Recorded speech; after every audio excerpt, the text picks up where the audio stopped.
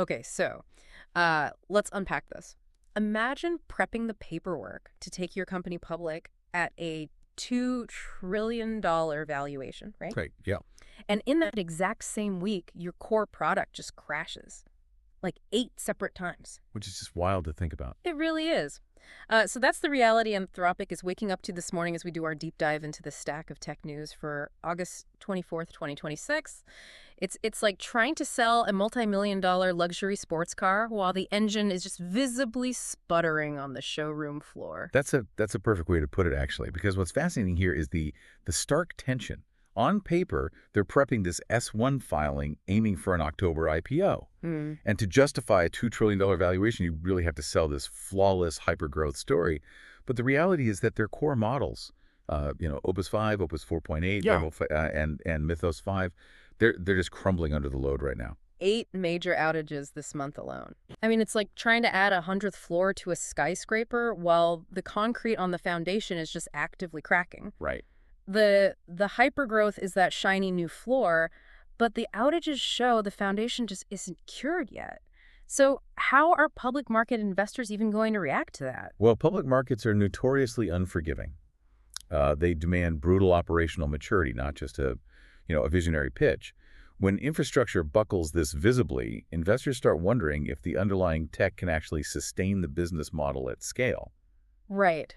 But here's where I get confused, because if the foundation is cracking at Anthropic, how is the rest of the industry pushing adoption so relentlessly? Oh, they are sprinting. Right. I'm looking at these numbers, and Gemini just hit 1 billion monthly users, and they're rolling out Ask Gemini into Google Chat. Yeah, that's massive. And Gemini 3.7 Flash is now powering Apple's iOS 27 AI mode search, which is happening right as Tim Cook steps down on September 1st. Oh, yeah. Huge transition there. So how is the infrastructure actually surviving this? Honestly.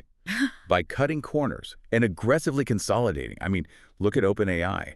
They're launching desktop Linux apps and rolling out European ads across like 31 markets. Wow. But to manage that massive compute load, they're actually actively swapping out their heavy-duty O3 model for GPT-5 form for Mini for all the free users. Ah, okay. So it's purely a compute-saving play. Exactly. They just don't have the server capacity to give everyone the massive model. Precisely. But the bigger issue is how these companies are forcing this integration. Microsoft just hit 30 million Copilot seats. They're even rolling out Dragon Physician apps so partners can embed AI right into clinical healthcare workflows. Okay, wait, but I have to push back on this whole seamless integration narrative. I mean, aren't companies sacrificing privacy just to keep the speed up? Yes. Because I saw that Microsoft quietly auto-enabled OpenAI as a data subprocessor for GPT 5.6. Yeah, they did. So if you're an IT admin listening to this right now, doesn't that mean your proprietary corporate data could just suddenly be routed through OpenAI's servers without you even realizing it? It's actually worse than just a routing issue, really. Because by making it an auto-enabled subprocessor, Microsoft is entirely bypassing the standard governance and security reviews that enterprise admins rely on. Oh, gosh. Especially in healthcare. Right, especially healthcare. It's not just sacrificing privacy for speed, it's making the data exposure practically invisible to the people who are supposed to protect it. Wow. So if big tech is bypassing enterprise security reviews to maintain this insane growth, how long until governments step in and force the issue? Well, if we connect this to the bigger picture, we are already hitting that wall. Really? Yeah, the European Union is refusing to play along. They are actively blocking Apple's Siri AI features. Blocking them entirely. Yeah, because it doesn't comply with the Digital Markets Act, which essentially requires open competition on these platforms.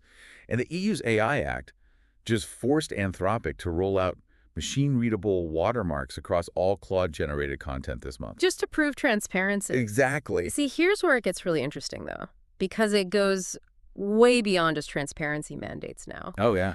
Bloomberg dropped a major report this morning, and obviously we're just reporting what they've published here, but they noted that Chinese state-linked hackers are actively weaponizing open source models. Yeah, specifically DeepSeek. Right, DeepSeek, to accelerate cyber attacks and target planning against Western organizations. Which completely reframes how intelligence agencies view this technology. I mean, for the last 2 years, releasing an open source model was seen as this brilliant developer tool to break the monopolies of closed systems. Right, the democratization of AI. Exactly. Yep. But now it's being viewed as a live offensive attack surface. Meaning anyone can just download the model weights, the actual mathematical brain of the AI, and use it completely offline to generate malicious code or plan targets without any oversight. Yeah, and this raises an important question. If an open source model is used to automate cyber warfare, it becomes a massive liability. I see where you're going with this. Right. It's no coincidence that Hugging Face, the largest platform hosting these open source models, is suddenly exploring a $13 billion sale. Wow. The regulatory heat on hosting OpenAI weights is just about to become overwhelming. So what does this all mean for us? I mean, we are watching a high-stakes tightrope walk. On one side, AI is achieving unprecedented mass consumer scale, integrating into the phones and laptops of 1 billion people. Yeah.